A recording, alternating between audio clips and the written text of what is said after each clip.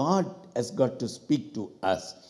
And my scripture passage comes from Malachi chapter 3, verses 2 and 3. மல்கியாவின் புஸ்தகம், தீர்க்கதரிசியின் புஸ்தகம், 3ஆம் அதிகாரம், வசனங்கள் 2, 3 என்ற வசனத்தில் அடங்கி இருக்கிறது. இன்றைய நம்முடைய தலைப்பின் கீழ் நாம் தியானிக்க இருக்கிற கருத்து, பரிசுத்தமாக்கும் அக்கினி, the fire that purifies. Let me read Malachi chapter 3, verses 2 and 3. But who can endure the day of his coming? And who can stand when he appears? For he is like a refiner's fire and like launderer's soap. He will sit as a refiner and a purifier of silver.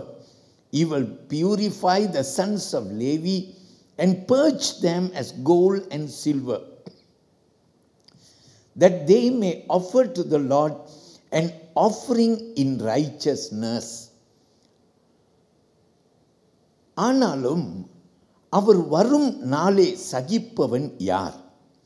அவர் வெளிப்படுகையில் நிலை நிற்பவன் யார்?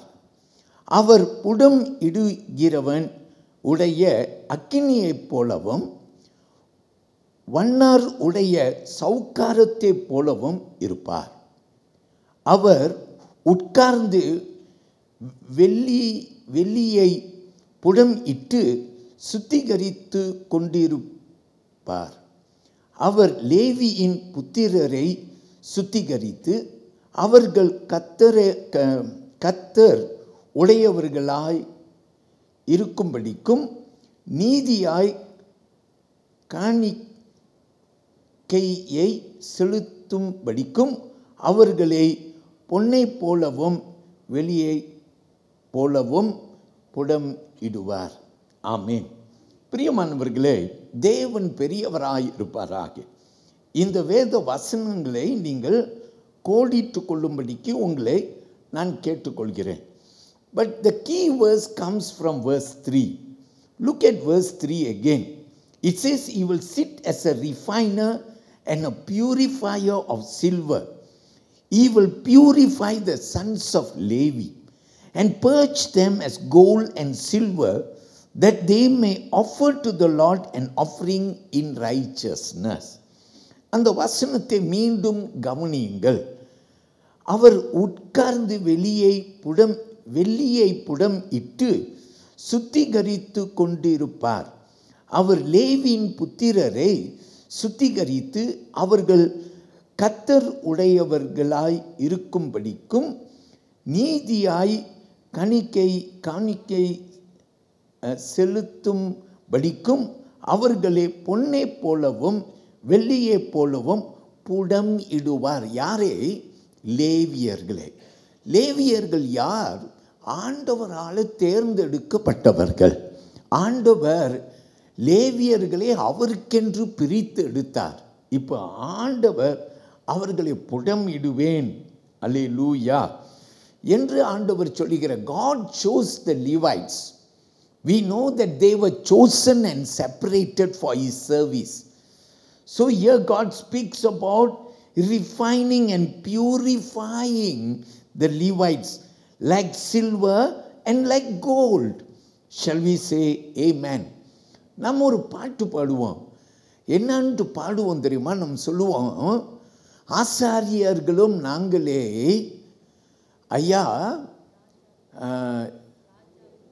ராஜாக்களும் நாங்களே ஐயா, ஆசாரியர்களும் நாங்களே. ஆமேன். அப்போ நம்ம யாருன்று நம்மை அழைக்கிறோம்? நம்மை லேவியர்கள் என்று நம்மை அழைக்கிறோம். We call ourselves as the Levites because we are the chosen and the separated people of God. Shall we say hallelujah? நம்மை ஆண்டவர் தேர்ந்தெடுத்திருக்கிறார். எல்லாரும் சொல்லுவோம் அல்லேலூயா. ஸோ கர்த்தருக்கு மகிமை உண்டாவதாக. உன்னை ஆண்டவர் தேர்ந்தெடுத்திருக்கிறார் என்று இந்த அற்புத இரவு ஆராதனையிலோ உனக்கு ஒரு எண்ணம் இருக்க வேண்டும். ஒரு அற்புதத்தை நீ காண வந்திருக்கிறியா? இன்றைக்கு இரவு உனக்கு ஆண்டவர் ஒரு அற்புதம் செய்வார் என்ற ஒரு எண்ணம் படைத்தவனாய் ஆலயத்தில் உட்கார்ந்திருக்கிறியா? நிச்சயமாய் ஆண்டவர் உனக்கு ஒரு அற்புதம் செய்வார். ஆனால் நீ அறிந்து கொள்ள வேண்டும், நீ ஆண்டவருடைய பிள்ளை, நீ தேர்ந்தெடுக்கப்பட்ட பிள்ளை, நீ பிரித்தெடுக்கப்பட்ட பிள்ளை. நம்ம எல்லாரும் சொல்லுவோம் அல்லேலூயா, கர்த்தருக்கு மகிமை உண்டாவதாக. அப்ப பிரித்து எடுக்கப்பட்ட நமக்கு ஆண்டவர் சொல்லுகிறார், உன்னை ஏன் ஆண்டவர் புடம் இடுகிறார்? Why will God test you? Why will he let you go through some process so that you will come out to be like gold and silver? Shall we say amen? நாம் அவருக்கு பொன்னை போல வெள்ளியை போல விளங்கும்படிக்கு அவர் நம்ம என்ன செய்கிறாராம்? புடமிடுகிறார். எல்லாரும் வலது கையை உயர்த்தி ஒரு சின்ன ஜெபம் பண்ணுங்க. ஒரு வேளை ஏதாவது ஒரு நெருக்கத்தையும் ஏதாவது ஒரு சூழ்நிலையை நீங்கள் கடந்து போயிட்டு இருக்கிறீங்கன்னா ஆண்டவர்கிட்ட உங்களை ஒப்பு கொடுங்க. இன்னைக்கு ஆண்டவரே, வேலையெல்லாம் போட்டுட்டு நான் உங்கள் சமூகத்துக்கு வந்திருக்கிறேன், அல்லேலூயா, உங்கள் சமூகத்துக்கு வந்திருக்கிறேன்ப்பா. ஒரு வேளை நெருக்கத்தில் வந்திருந்தீங்கன்னா, ஐயோ நான் அல்லவா நெருக்கப்பட்டு கொண்டிருக்கிறேன், நான் இல்லவா இப்படிப்பட்ட சூழ்நிலையிலே அகப்பட்டு கொண்டிருக்கிறேன். கவலைப்படாத, உன்னை ஆண்டவர் ரொம்ப நேசிக்கிறார். நீ புடமிடப்படுகிறாய், ஆனால் நீ அப்படியே பின்ன மாற்றத்துக்கு போவதற்காக புடமிடப்படலை. ஆனால் நீ பொன்னாய் அவர் சமூகத்தில் விளங்கத்தக்க உன்னை அவர் புடமிடுகிறார் என்று அறிந்து நீ அவருக்கு உன்னை ஒப்புக்கொடு. இன்னைக்கு கர்த்தர் உனக்கு பெரிய அற்புதம் செய்வார். எல்லாரும் சொல்லுவோமா அல்லேலூயா, தேவனுக்கு மகிமை உண்டாவதாக. விக்டர் என்று ஒரு வாலிப பையன் இருந்தான். அவன் நல்லா படித்து ஒரு பட்டதாரியாகி ஒரு லாயர் பணியிலே ஈடுபட்டான். இவன் லாயர் ஆன பிற்பாடு இவனுக்குள்ளார ஒரு மேட்டுமை வந்துவிட்டது. பெரிய ஆள் ஆய்விட்டேன் என்று எண்ணினான். There was one man by the name of Victor. He was a young man and he graduated himself as a lawyer. Now he became a very proud man because he thought that he has achieved what he wanted to be. Shall we say hallelujah? Hallelujah. எல்லாவற்றையும் என் வாழ்வில் நான் என்ன செஞ்சிட்டேன்? நான் சந்திச்சிட்டேன், சவாலை சந்திச்சிட்டேன். இப்போ அவன் ஒரு lawyer ஆன பிற்பாடு நிறைய பணத்தை பார்க்க ஆரம்பிச்சிட்டான். அவனுக்கு கையில் என்ன வந்துருச்சு? அதிகாரம் வந்துருச்சு. அல்லேலூயா. அது மட்டும் அல்லாமல் பெயர் புகழும் வந்துருச்சு. அதனால இந்த பெயர் புகழும் அதிகாரமும் அவன் கையில் பணமும் வந்த பிற்பாடு ஒரு மேட்டுமை. அல்லேலூயா, ஒரு மேட்டுமை. அல்லேலூயா. ஆனால் பிரியமானவர்களே, இரவு வேளைகள் வரும்போது அவன் நித்திரைக்கு போகும்போது அவனை அறியாது அவனுக்குள்ளார எப்போதும் ஏதோ ஒரு குறை இருக்கிறது போல ஒரு எண்ணம் இருந்தது. எல்லாம் இருந்தும் இல்லாத ஒரு எண்ணம் அவனுக்கு, ஏதோ ஒரு குறை. There was this feeling of emptiness though he had everything in his life. Shall we say hallelujah? So people of God, I want to say, அவனுக்கு ஒரு பிரச்சனை மட்டும் தான் ஒன்று இருந்தது. அவன் வெளியில் தன்னை ஒரு பெரியவனாக காட்டிக்கொண்டான். ஆனால் அவனுக்குள்ள தெரியும் அவனுக்கு இருக்கிற குறைகள். அதனால அந்த குறைகள் எப்படி வெளியாயிடுமோ என்றதான ஒரு பயம் அவனுக்கு எப்போது இருந்தது. அல்லேலூயா. He had his own weaknesses. So he had this fear that one day people will know his weaknesses. So he was trying to portray himself as a big man, as a man who knows everything. Hallelujah. பிரியமானவர்களே, வெளியில பார்க்கிறதுக்கு அவன் பெரிய ஆளாக இருந்தான். பணம் இருந்துச்சு, பேர் இருந்துச்சு, புகழ் இருந்துச்சு, எல்லாம் இருந்துச்சு. ஆனால் உள்ளுக்குள்ள ஏதோ ஒரு குறை அவனை வாட்டி கொண்டே இருந்தது. ஒரு நாள் அவன் ரொம்ப நேசித்த அவனுடைய தாய், பிரியமானவர்களே, மரித்து போனாள். இவள் மரித்து போன பிற்பாடு அவன் வாழ்க்கையிலே அவன் தாயுடைய இழப்பு ஒரு பக்கத்தில், இன்னொரு பக்கத்தில் அவனுக்கு திடீரென்று பிஸ்னஸில் ஒரு பெரிய தோல்வியையும் காண ஆரம்பித்தான். தாயை இழந்தவன் அவன் பிஸ்னஸில் தோல்வியை காண ஆரம்பிக்கும் போது அவனுக்கு உண்டான எல்லாவற்றையும் அவன் செலவு செய்கிற காலமாகிவிட்டது. எல்லாம் அவன் கையை விட்டு பறி போகிற ஒரு நேரம் வந்துச்சு. தனிமையில் வாடின மனுஷனாக எல்லாவற்றையும் இழந்து இப்போ நிற்கிறான். அல்லேலூயா. பிரியமான தேவ பிள்ளையே, இந்த விக்டர் என்ற இந்த வாலிபனை குறித்து நான் வாசித்தேன். எல்லாம் இருந்த வேலையிலே மேட்டுமை அவன் பெருமை உள்ளவனாய் மாறிட்டான். ஆனால் இப்போ எல்லாவற்றையும் இழந்தவனாய், தாயை இழந்து, தன்னுடைய எல்லா சொத்தையும் இழந்து, பேரையும் இழந்து, எல்லாம் இழந்த நிலையிலே நிற்கிறான் பாருங்க. அவன் இப்போ தான் அறிந்து கொள்கிறான், ஐயோ என் வாழ்விலே நான் தவறான ஒரு நோக்கத்தோடு நான் வாழ்ந்துட்டேனே, நான் என்னை மாற்றிக்கொள்ளப் போகிறேன், என்னை மாற்றிக்கொள்ளப் போகிறேன். ஒரு தீர்மானம் பண்ணினான். தன் தாழ்மையை உடுத்தி கொண்டான். இப்போ தாழ்மையுடனே அவனுக்கு கீழ் உள்ள நிறைய மற்ற லாயர்ஸுங்களுக்கு உதவி செய்கிறவனாக மாறினான். பிரியமான தேவனுடைய பிள்ளையை, இவனை குறித்து நான் கொஞ்சம் வாசித்த போது எனக்கு அதிக காரியம் வெளிப்பட்டது. ஒரு மனுஷன் மேட்டுமை அடையும் போது வேதம் சொல்லுகிற தன்னைத்தானே தாழ்த்துகிறவனை கர்த்தர் என்ன செய்கிறாரா? உயர்த்துகிறாரா. தன்னைத்தானே உயர்த்துகிறவனே கர்த்தர் தாழ்த்திடுவாரா. இவன் அறிந்து கொண்டான், 2 வாழ்வும் வாழ்ந்து அறிந்து கொண்டான். அதனால ஆண்டவர் நம்மை ஆசீர்வதிக்க இந்த விக்டர் இடத்துலேருந்து நம்ம கற்றுக்கொள்வோம். என்னத்தை கற்றுக்கொள்வோன்னா, ஆண்டவரே என்னை தாழ்த்தி உங்கள் கரத்தில் ஒப்பு கொடுத்து இன்றைக்கு அந்த புதிய அக்னியை நான் பெற்றுக்கொள்ள என்னை ஆண்டவரை ஒப்பு கொடுக்கிறேன்னு சொல்லுவோம். தேவன் நிச்சயமாய் உங்களை ஆசீர்வதிப்பார்.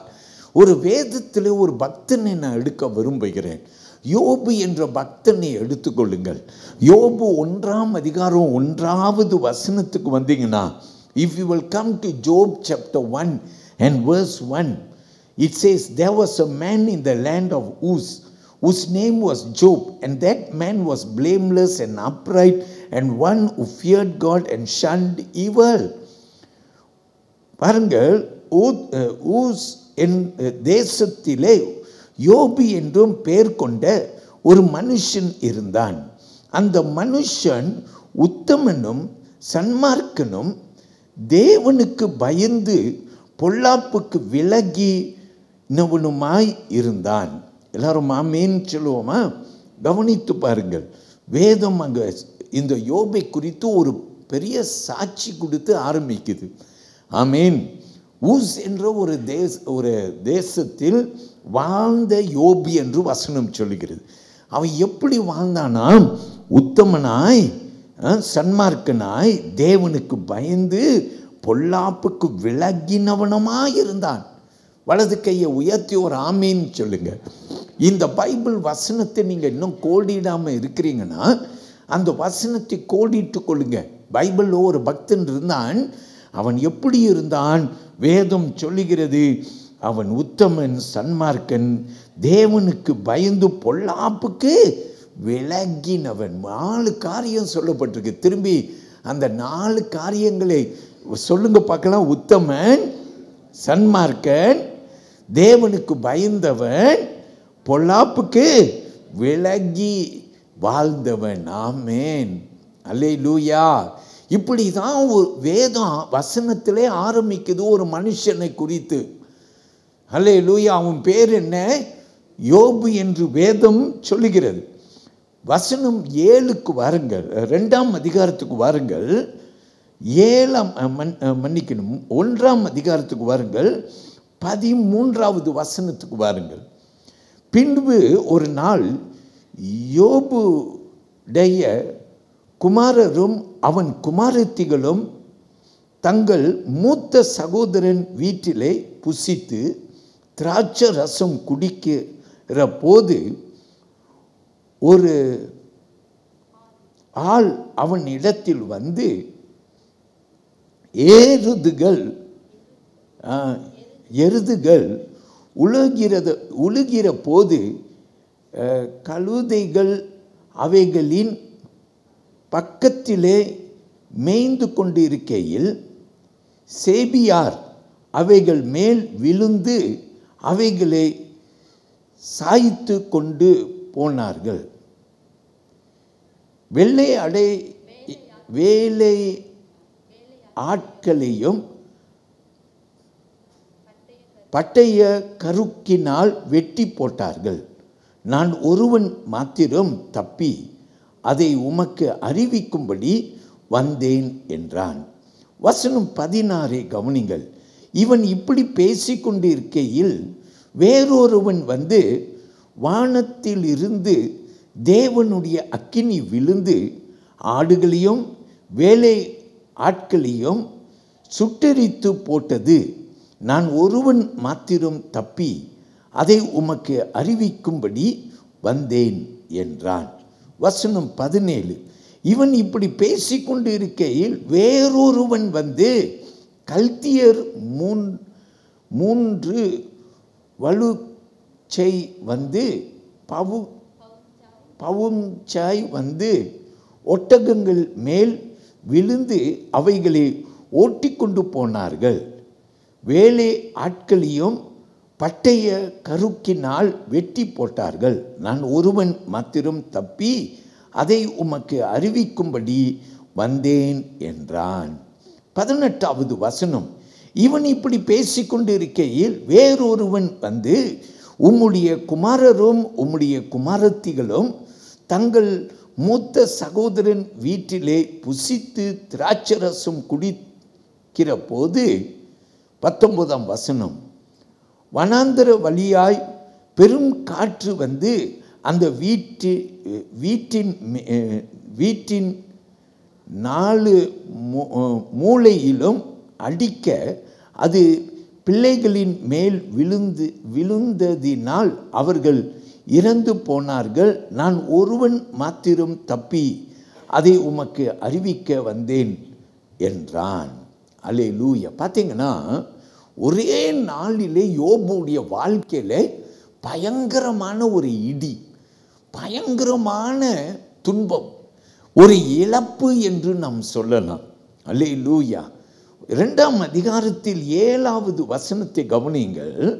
வசனம் சொல்லுகிறது, அப்பொழுது சாத்தான் கர்த்தருடைய சந்நிதியை விட்டு புறப்பட்டு யோபின் உள்ளங்கால் தொடங்கி அவன் உச்சந்தலை மட்டும் கொடிய பருக்களால் அவனை வாதித்தான். இப்போ பாருங்க, இன்னொரு வேதனை. அதாவது எல்லா சொத்தையும் இழந்தான், பிள்ளைகளை இழந்தான். அப்புறம் வேதம் சொல்லுகிறது அவன் சரீரத்தின் சுகத்தையும் இழந்தான் என்று வேத வசனம் நமக்கு சொல்லுகிறது. எல்லாரும் சொல்லுங்க ஹல்லேலூயா. சோ பிரியமானவர்களே, இன்னொரு வேத வசனத்துக்கு வரும். யோபு எவ்வளோ பாடுகளை சுமந்தார். 13வது அதிகாரம் வரைக்கும் வாருங்களேன்.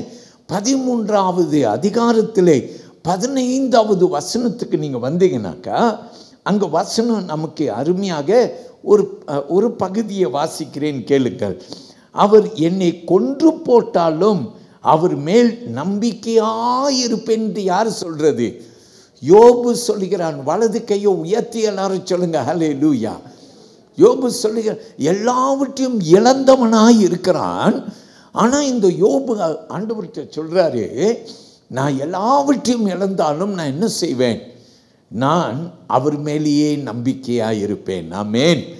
கர்த்தர் மேல் நம்பிக்கை உடையவர்கள் பாக்கியவான்கள். ஏதோ ஒரு துயரத்தை நீ கடந்து போய் கொண்டிருக்கிறனா, பைபிளில் ஒரு பக்தன் இருக்கிறார், அவர் யோபு என்று நாம் பார்க்கிறோம். துயரங்களையும் பாடுகளையும் கடந்து போனார். ஆனாலும் அவர் என்னை வெட்டி போட்டாலும், அல்லேலூயா, அல்லது என்னை கொன்று போட்டாலும் நான் எப்படி இருப்பேன்? அவர் மேலேயே நம்பிக்கையாய் இருப்பேன். யார் சொல்றது? யோபு சொல்லுகிறான். இன்னைக்கு இரவு நாம் என்ன கற்றுக்கொள்கிறோம்? அடுத்தபடியாய் நாம் கற்றுக்கொள்கிறோம், நான் பல சூழ்நிலைகளை கடந்து போகிறேன். வியாதி என்றோ ஒரு நெருக்கத்தை கடந்து போகிறேன். நான் என் குடும்ப சூழ்நிலையில் நெருக்கப்படுகிறேன். என் தனிப்பட்ட வாழ்விலே நான் நெருக்கப்படுகிறேன். நீ எப்படிப்பட்ட ஒரு நெருக்கத்தை கடந்து போனாலும் யோபை போல இன்றைக்கு நமக்கு ஒரு நம்பிக்கை ஆண்டவர் மேல வரணும். என்ன நம்பிக்கைன்னா, என்ன ஆனாலும் சரி, நான் எப்படி இருக்க போறேன்? என் ஆண்டவர் மேல நம்பிக்கையா இருக்க போறேன். கர்த்தர் மேல் நம்பிக்கையா இருக்கிறவர்கள் பாக்கியவான்கள். ஹல்லேலூயா. I'm going to trust him no matter what may come. I'm going to trust him. If you are going through some tough time, it can be at your work, it can be in your home, it can be in your personal life. If you are going through some tough time, would you want to declare like Job in Job chapter 13 and verse 15? Would you want to write this verse somewhere and say, Lord, no matter what, I will have my faith upon you? Shall we say amen?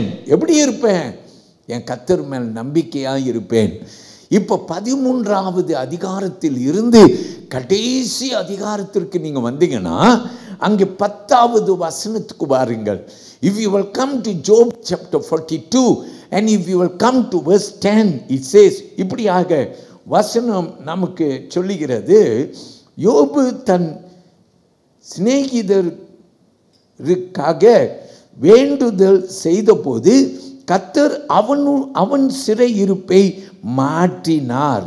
யோபுக்கு முன் இருந்த எல்லாவற்றை பார்க்கிலும் இரண்டாம் தனையாக கர்த்தர் அவனுக்கு தந்தருளினார். வலது கையை உயர்த்தி ஒரு ஆமீன் சொல்லுங்க. நம்ம எல்லாருக்கும் இது புதுது அல்ல. நாம் அறிந்திருக்கிறோம் ஆண்டவர் எப்படி யோபை ஆசீர்வதித்தார்? 2 மடங்காய் ஆசீர்வதித்தாராம். அல்லேலூயா. ஏன் இந்த ஆசீர்வாதம்? இந்த ஆசீர்வாதத்திற்கு காரணம் பைபிள்ல யோபின் புஸ்தகத்துல பல காரணம் இருக்குது. யோபு பாவம் செய்யலன்னு சொல்லுகிறது. ஆமென். அல்லேலூயா. ஆனா 13ஆம் அதிகாரத்தின் 15வது வசனம் சொல்லுகிறது, அவர் என்னை கொன்று போட்டாலும் நான் எப்படி இருப்பேன்? அவர் மேல நம்பிக்கையா இருப்பேன். இன்னைக்கு அப்படிப்பட்ட ஒரு நம்பிக்கை நம்ம எல்லாருக்கும் இருக்கணும். ஆமென். சோர்ந்து போகாதே, பின்மாற்றத்துக்கு போகாதே, அவரை விட்டு விலகாதே. அல்லேலூயா. அவரை விட்டு விலகாதே, வலது இடது பரம் சாயாதே. ஐயோ, நான் பின்மாற்றத்துக்கு போயிட்டேன் நீ அழுதுட்டு உட்கார்ந்திருக்கிறேனா, இன்றைக்கு ஓடி வா, ஆண்டவர்கிட்ட வா. அப்பா, நான் பின்மாற்றத்துக்கு போயிட்டேன், நான் மன்னிச்சிடுங்க ஆண்டவரே, நான் முன் வைத்த காலை பின் வைக்க மாட்டேன்னு சொல்லி அவர் இடத்துல ஓடி வா. அவர் உன்னை நேசிக்கிறபடினாலே அவர் உன்னை அணைக்கும்படி விரும்புகிறார். யோபை ஆசீர்வதித்த ஆண்டவர் உன்னை ஆசீர்வதிக்க ரொம்ப நேரம் ஆகாது. அல்லேலூயா. அவர் நிச்சயமாய் உன்னை ஆசீர்வதிக்க வல்லவராய் இருக்கிறார். எல்லாரும் ஒரு ஆமீன் சொல்லுங்க. சங்கீத புஸ்தகத்திலே ஒரு வசனம் எடுத்துக்கொள்வோம். Psalm 66 and verse 10. It reads like this, for you, O God, have tested us, you have refined us as silver is refined. சங்கீதத்தை எழுதின பக்தன் பிரியமானவர்களே 66ஆம் சங்கீதத்திலே இப்படியாக எழுதி நமக்கு என்ன செய்கிறார்? நமக்கு சொல்லுகிறார், தேவனே எங்களை சோதித்தேர், வெள்ளியை புடம் இடுகிறது போல எங்களை புடம் இட்டேர். எல்லாரும் ஆமீன் சொல்லுங்க பார்க்கலாம். அல்லேலூயா. சங்கீதத்தை எழுதின பக்தன் எழுதி சொல்லுகிறார், ரொம்ப அருமையாய் சொல்லுகிறார். அல்லேலூயா. எங்களை புடமிட்டேர். You tested us. Amen. Like silver refined. Amen. ஆண்டவரே எங்களை நீர் புடமிட்டேர். எல்லாரும் சொல்லுங்க ஆமென். அல்லேலூயா. கர்த்தருடைய பிள்ளையே, எந்த போராட்டம் வந்தாலும் சகித்துக்கொள், எந்த வியாதி வந்தாலும் சகித்துக்கொள். ஏன்? நீ அதில் இருந்து எழும்புவாய், நீ பிரகாசிப்பாய், நீ நிச்சயமாய் எழும்புவாய். உன் போராட்டங்களுக்கு ஒரு முடிவு காலம் உண்டு. அல்லேலூயா. யோபுக்கு ஒரு முடிவு காலம் இருந்ததே, அதே போல உனக்கு நிச்சயமாய் ஒரு முடிவு காலம் உண்டு. ஒரு 3 காரியத்தை சீக்கிரமாய் இன்றைக்கு நாம் கற்றுக்கொள்வோம். Amen. I want to teach you 3 things. Number 1, the refiner's fire is real. Amen. சுத்திகரிக்கும் அக்கினி உண்மையானது. ஆமென். ஹல்லேலூயா. இது உண்மை. This is the truth. Hallelujah. The Bible tells us that God refines us. வேதம் சொல்லுகிறது அவர் நம்மை என்ன செய்கிறார்? புடமிடுகிறார், சுத்திகரிக்கிறார் என்று வேதம் நமக்கு திட்டமாய் சொல்லுகிறது. எல்லாரும் ஆமென் சொல்லுங்க. ஆல்ரைட், இதை புரிந்து கொள்வதற்கு நம்ம எல்லாரும் பைபிள்ல 1 பேதுருவின் புத்தகத்துக்கு வருவோம். Come with me to 1 Peter chapter 4. You can read from verses 12 to 19, but I will take just 2 verses. நான் ஒரு 2 வசனம் உங்களுக்கு எடுக்கிறேன். 12வது வசனத்தை கவனியுங்கள். Look at verse 12. It says 1 Peter chapter 4 verse 12. It says, "Beloved, do not think it strange concerning the fiery trial which is to try you, as though some strange thing happened to you." பிரியமானவர்களே, உங்களை சோதிக்கும்படி உங்கள் நடுவில் பற்றி எரிகிற அக்கினியை குறித்து இதோ புதுமை என்று திகையாமல் என்று வேத வசனம் சொல்லுகிறது. பின்பு வசனம் 13 கவனியுங்கள். கிறிஸ்துவின் மகிமை வெளிப்படும் போது நீங்கள் களி கூர்ந்து மகிழும்படியாக அவருடைய பாடுகளுக்கு நீங்கள் பங்காளிகள் ஆனதால் சந்தோஷப்படுங்கள். எல்லாரும் ஆமென் சொல்லுங்க பார்க்கலாம். ஹல்லேலூயா. சரியா? So look at that verse. It says, "For the time has come," it said, "Beloved, do not think it strange concerning the fiery trial which is to try you, as though some strange thing happened to you." Amen. பிரியமானவர்களே, பல பாடுகளை நாம் கடந்து போகிறோம். Verse 13 I will read between. It says, "Rejoice to the extent that you partake of Christ's sufferings." நீங்க படுற பாடுகளை சந்தோஷமாய் எண்ணுங்கள். ஏன்னா இயேசுவும் பாடுபட்டார் என்று நீங்கள் என்ன செய்யுங்க? சந்தோஷப்படுங்கள். எல்லாரும் ஆமென் சொல்லுங்க. ஹல்லேலூயா. So people of God, சந்தோஷப்படுங்க, கவலைப்படாதீங்க. ஏன்னா இன்னும் நிறைய நேரத்தில் நம்ம என்ன சொல்லுவோம்? அவர் நமக்காக பாடுகள் பட்டிருக்க, நம்மை விட பாடுபட்டிருக்க. அவருக்கு தெரியும் நீ எவ்வளோ பெரிய பாடு கடந்து போறியோ. இன்னைக்கு அவருக்கு தெரியும் உன் பாடுகள் என்ன என்று அவருக்கு தெரியும் என்று நம்ம எல்லாரும் சொல்லுவோம். எல்லாரும் ஆமென் சொல்லுங்க. ஹல்லேலூயா. Look at verse 17. It says, "For the time has come for judgment to begin at the house of God. If it begins with us first, what will be the end of those who do not obey the gospel of God?" நியாய தீர்ப்பு தேவனுடைய வீட்டிலே துவங்கும் காலமாய் இருக்கிறது. முந்தி நம்மிடத்திலே அது துவக்கினால் தேவனுடைய சுவிசேஷத்திற்கு கீழ்ப்படியாதவர்களின் முடிவு என்னமாய் இருக்கும்? நல்லா கவனிங்க. நமக்கு இந்த பாடுகள் இருக்கு. ஆனால் நமக்கு இந்த பாடுகளை நம்ம கடந்து போகிறோம். ஆனால் கர்த்தரை நம்பாத மக்களுக்கு எவ்வளோ பெரிய பாடு என்று சொல்லி வேத வசனம் நமக்கு சொல்லுகிறது. பிரியமானவர்களே, கர்த்தருக்கு நன்றி சொல்வோம். நம்ம பல விதமான பாடுகளை கடந்து போகிறோம். ஆனால் எல்லாருக்கும் ஒரு நம்பிக்கை இருக்குன்னு. என்ன நம்பிக்கைனா, நான் பாடுபடுற காரணம் என்னன்னா, அவர் என்னை தூய்மைப்படுத்துகிறார். ஹல்லேலூயா. ஒரு பக்தன் இப்படியா சொல்கிறான். அவன் சொல்கிறான், நான் பாடுகள் படுகிறபடினாலே நான் ஆண்டவர்கிட்ட நெருங்கி விடுகிறேன் என்று சொல்கிறார். இது உண்மை தானே? பாடு இல்லாத டைமில் ஆண்டவரை விட்டு தூரமாக போயிடுறோம். பாடுகள் வரும்போது நம்ம ஆண்டவர்கிட்ட ஓடி வந்துடுறோம். எல்லாரும் ஆமென் சொல்லுங்க. ஹல்லேலூயா. கர்த்தருக்கு மகிமை செலுத்துங்கள். So if you are going through trials, if you feel like you are refined, praise the Lord, because it brings you closer to God. Shall we say amen? இப்போ ரெண்டாவது ஒரு காரியத்தை நாம் கற்றுக்கொள்ள போகிறோம். அதே 1 பேதுரு புஸ்தகத்திலே நாம் 1ஆம் அதிகாரத்திலே வசனங்களை கவனிக்க போகிறோம். எல்லாரும் ஆமென் சொல்லுங்க. சரியா? 5, 6, 7 வரைக்கும் நாம் வசனங்களை கவனிக்க போகிறோம். ஏன்னா there's always a process for refining. சரியா? சுத்திகரிப்பின் முறை என்று சொல்லி நாம் பார்க்கிறோம்.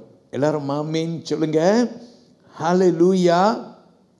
Look at verses 6 and 7. In this you greatly rejoice, though now for a little while, if need be, you have been grieved by various trials, that the genuineness of your faith, being much more precious than gold that perishes, though it is tested by fire, may be found to praise, honor, and glory at the revelation of Jesus Christ. Shall we say Amen? எல்லாரும் சொல்லுங்க ஹalleluya. வசனம் கவனிங்கள். இதிலே நீங்கள் மிகவும் சந்தோஷப்படுகிறீர்கள் என்றாலும் துன்பப்பட வேண்டியது அவசியம் ஆனதால் இப்பொழுது கொஞ்ச காலம் பல விதமான சோதனைகளினாலே துக்கப்படுகிறீர்கள். அழிந்து போகிற பொன் அக்கினியினாலே சோதிக்கப்படும். அதை பார்க்கிலும் அதிக விலையேற பெற்றதாய் இருக்கிற உங்கள் விசுவாசம் சோதிக்கப்பட்டு இயேசு கிறிஸ்து வெளிப்படும் போது உங்களுக்கு புகழ்ச்சியும் கனமும் மகிமையும் உண்டாக காணப்படும். ஆமென் சொல்லுங்க. இன்னைக்கு கொஞ்ச காலம் ஃபாதர் பர்க்மன்ஸ் ஒரு பாடல் பாடினார். கொஞ்ச காலம் இந்த பூமியிலே இயேசுவுக்காக. ஏன்னா இந்த கொஞ்ச கால பாடுக்கு பிற்பாடு ஒரு நாள் வரும், அவருடைய நாம மகிமைக்கென்று கர்த்தர் நிச்சயமாய் நம்ம என்ன செய்வார்? ஆசீர்வதிப்பார். எல்லாரும் ஆமென் சொல்லுங்க. ஹல்லேலூயா. நம்ம எல்லாரும் பைபிளில் கற்றிருக்கிறோம் எப்படி ஆபிரகாம் என்பவன் இடத்திலே ஆண்டவர் தன்னுடைய ஒரே குமாரனை நீ கொண்டு மோரியா மலைக்கு போய் பலி செலுத்துன்னு சொல்ல, அவனும் பாருங்க சோதிக்கப்பட்ட போது அவன் தயங்காமல் தன்னுடைய குமாரனான ஈசாக்கு என்ன செய்தான்? பலி செலுத்த கொண்டு போனதாக நம் பைபிளில் பல முறை திரும்பி திரும்பி வாசித்திருக்கிறோம். எல்லாரும் ஆமென் சொல்வீங்களா? ஹல்லேலூயா. பிரியமானவர்களை, கவலைப்படாதீங்க. ஏன்னா கர்த்தருடைய நாமம் மகிமை நிச்சயமாய் அடையும். எல்லாரும் சொல்லுங்க ஹல்லேலூயா. நீங்களோ என்ன செய்யணும்னு பைபிள் சொல்லுது, எடுத்துக்கொள்ளுங்க. யாக்கோபு 1ஆம் அதிகாரம் வசனம் 2-3 கவனிக்க போறோம். சரியா? வசனம் வாசிக்க கவனிப்போம். சரியா? சகோதரிய வாசிக்க சொல்றோம், வாசிங்க கேட்போம். என் சகோதரரே, நீங்கள் பலவிதமான சோதனைகளில் அகப்படும் போது உங்கள் விசுவாசத்தின் பரீட்சையானது பொறுமையை உண்டாக்கும் என்று அறிந்து அதை மிகுந்த சந்தோஷமாக எண்ணுங்கள். ஆமென். பொறுமையை உண்டாக்கும். கொஞ்ச காலம் பொறுமையா இருங்க, கவலையே படாதீங்க. ஹல்லேலூயா. ஏன்னா உன் சிறையிருப்பை கர்த்தர் நிச்சயமா மாற்றி போடுவார். எல்லாரும் சொல்லுங்க ஹல்லேலூயா. நிச்சயமாய் மாற்றி போடுவார். உன் சிறையிருப்பு மாறும், உன் கஷ்ட காலங்கள் மாறும். ஹல்லேலூயா. எல்லாம் மாறி போகும் நிச்சயமாய். ஆண்டவர் பொன்னாய் வெள்ளியாய் நீ விளங்கும்படி செய்வார். எல்லாரும் சொல்லுவோம் ஹல்லேலூயா. ஹல்லேலூயா. ஃபாதர் பர்க்மன்ஸ் பாடினார், கொஞ்ச காலம் இந்த பூமியிலே ஹல்லேலூயா இயேசுவுக்காக சுவிசேஷத்துக்காக கொஞ்சம் பாடுபடுவோம், பரவாயில்ல. ஏன்னா வரப்போகிற மகிமை பெரிதாய் இருக்கிறது. எல்லாரும் சொல்லுவோம் ஹல்லேலூயா. கடைசியாய் 3வது காரியத்தை சுருக்கமாய் நான் சொல்லி உங்க கூட ஜெபிக்கிறேன். Look at the third thing, the purpose of purification. Why? Hallelujah. சுத்திகரிப்பின் நோக்கம். ஏன் ஆண்டவர் நம்மை புடம் இடுகிறார்? ஏன்? எல்லாரும் சொல்லுங்க ஹல்லேலூயா. கர்த்தருக்கு மகிமை உண்டாகத்தக்க. என் கூட எபிரேயர் 12ஆம் அதிகாரத்தை எடுத்துக்கொள்ளுங்கள். அதில் செல்ல வசனம் 5 11 வரைக்கும் கவனிங்கள். Come with me to Hebrews chapter 12 verses 5 to 11. Okay, we will see those verses. Hebrews chapter 12, verses 5 to 11. But we will look at a few verses, okay? சில வசனத்தை கவனிக்க போகிறோம். Look at verse 6, chapter 12 and verse 6. It says, for whom the Lord loves, he chastens and scourges every son whom he receives. கேளுங்கள், வாசிக்க கேட்கும். கர்த்தர் எவனிடத்தில் அன்பு கூறுகிறாரோ, கர்த்தர் எவனிடத்திலே அன்பு கூறுகிறாரோ அவனை அவர் சிட்சித்து தாம் சேர்த்து கொள்கிற எந்த மகனையும் தண்டிக்கிறார். தான் சேர்த்து கொள்கிற எந்த மகனையும் என்ன செய்கிறாரா? தண்டிக்கிறார். அல்லேலூயா என்று பிள்ளைகளுக்கு சொல்லுகிறது போல உங்களுக்கும் சொல்லி இருக்கிற புத்திமதியை மறந்தீர்கள். எல்லாரும் ஆமென் சொல்லுவோமா? அல்லேலூயா. அவர் நமக்கு கொடுக்கிற புத்திமதி. So the Bible talks about, that he chastens and scourges. Amen. Hallelujah. சில சமயத்தில் கொஞ்சம் பாடுகளை கடந்து போகிறதுக்கு அனுமதிக்கிறார். அது நீங்களும் நானும் செஞ்ச தப்புனாலேயும் இருக்கலாம், அல்லது ஆண்டவரே அனுமதித்ததா இருக்கலாம். யோபு வாழ்க்கையில் நீங்கள் பார்க்கலாம், ஆண்டவர் அனுமதித்தார் என்று நாம் கற்றுக்கொள்கிறோம். எல்லாரும் ஆமென் சொல்லுங்க. பிரியமான தேவனுடைய பிள்ளைகளே, கர்த்தரை மகிமைப்படுத்துங்க. தேவன் நிச்சயமாய் அவர் நாமத்தை நம் மத்தியிலே மகிமைப்படுத்துவார். எல்லாரும் சொல்லுவோம் அல்லேலூயா. இன்னொரு வசனத்தை நாம் எடுத்து ஆண்டவரை ஸ்தோத்தரித்த பின்பு என்னோடு கூட நீங்கள் எல்லாரும் ஜெபம் பண்ண போறீங்க. எல்லாரும் ஆமென் சொல்லுங்க. ஹல்லேலூயா. அதே வேத புஸ்தகத்திலே நாம் சென்ற வாரத்தில் கேட்ட அப்போஸ்தலர் 9ஆம் அதிகாரத்தை நீங்கள் எடுத்துக்கொண்டா அங்கே நாம் பார்க்கிறோம், சவுல் என்பவன் சபையை துன்புறுத்தி கொண்டிருந்தான். அப்போது 4ஆம் வசனம் சொல்லுகிறது, ஆண்டவர் சவுலே சவுலே ஏன் என்னை துன்பப்படுத்துகிறாய் என்று ஆண்டவர் அழைத்தார். அல்லேலூயா. அப்புறம் நாம் வசனத்தில் பார்க்கிறோம், வசனம் 9 கவனியுங்கள். சரியா? அந்த 9வது வசனத்தை வாசிங்க கேட்போம். அவன் 3 நாள் பார்வை இல்லாதவனாய் புசியாமல். கவனிங்க. ஒரு ஒளியை கண்டான், கீழே தரையில் விழுந்தான், பார்வையை இழந்து போனான். 3 நாட்கள் அவன் பார்வை இல்லாமல் புசியாமல் குடியாமல் கிடந்தான். வாசியுங்கள். தமஸ்குவிலே அனனியா எனும் பேருள்ள ஒரு சீஷன் இருந்தான். அவனுக்கு கர்த்தர் தரிசனமாகி, அனனியாவே என்றான். அவன், ஆண்டவரே இதோ அடியேன் என்றான். போதும். பிரியமானவர்களே, அனனியாவை கொண்டு வந்து இந்த சவுலிடத்தில் ஆண்டவர் கொண்டு வந்து அந்த சவுலுக்காக அனனியா ஜெபம் பண்ணி அவன் கண்கள் பார்வை அடையவும் அவன் வேறுபட்ட மனுஷனை மாற. அல்லேலூயா. ஒரு மனுஷனை ஆண்டவர் உருவாக்குவதற்கு முன்பே, எழுப்புவதற்கு முன்பே அவனை முதல்ல புடம் இடுகிறார். சவுளுடைய பார்வை இழக்க பண்ணினார். அல்லேலூயா. 3 நாள் புசியாமல் குடிக்காமல் அவனை ஆண்டவர் வாதித்தார். அப்புறம் பார்த்தா இந்த சவுல் பவுலாய் மாறி அவன் தேவ மனுஷனாகிவிட்டான். அல்லேலூயா. கர்த்தருடைய பிள்ளையை, பாடுகள் கொஞ்ச காலம்தான், ஆனால் அது உன்னை உருவாக்கும். ஆமென். tough times do come, but they are for some time. But when you are out of it, you will surely reflect his goodness in your life. நாம் கடைசியாக முடிக்கும் போது என்னோடு கூட மல்கியா 3ஆம் அதிகாரத்தின் வசனத்தை எடுத்துக்கொள்ளுங்கள். மல்கியா 3ஆம் அதிகாரம் வசனம் 2, 3ஆம் வசனம். Look at Malachi chapter 3 verses 2 and 3.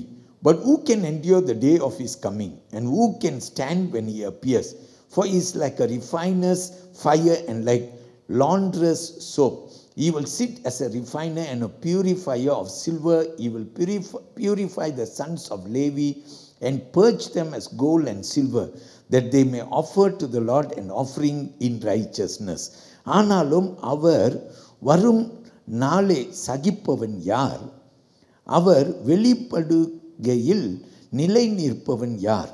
அவர் புடம் இடுகிறவன் உடைய ஆக்கினை போலவும் வண்ணார் உடைய சவுக்காரத்தை போலவும் இருப்பார்.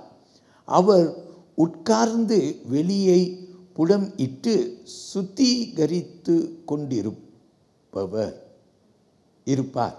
அவர் லேவியின் புத்திரரை சுத்திகரித்து அவர்கள் கர்த்தர் உடையவர்களாய் இருக்கும்படிக்கும் நீதியாய் காணிக்கையை செலுத்தும்படிக்கும் அவர்களே பொன்னை போலவும் வெள்ளியை போலவும் புடம் இடுவார். ஆமேன். எல்லாரும் சொல்லுவோம் அல்லேலூயா. கர்த்தருக்கே மகிமை. பிரியமானவர்களே, நீ கண்டிப்பாய் பிரகாசிப்பாய், நீ கண்டிப்பாய் ஆசீர்வாதமாய் இருப்பாய். யாரெல்லாம் இன்னைக்கு சர்ச்சுக்கு நீங்கள் வந்திருக்கிறீங்க, பிரச்சனையோடு வந்திருக்கிறீங்க, நான் சொல்லுகிறேன், கர்த்தர் உங்களை ரொம்பவே நேசிக்கிறார். அதனால் உங்களை வெட்கப்பட விடவே மாட்டார்.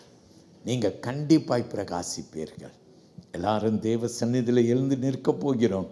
தேவனுக்கு மகிமை நாம் செலுத்தப் போகிறோம்.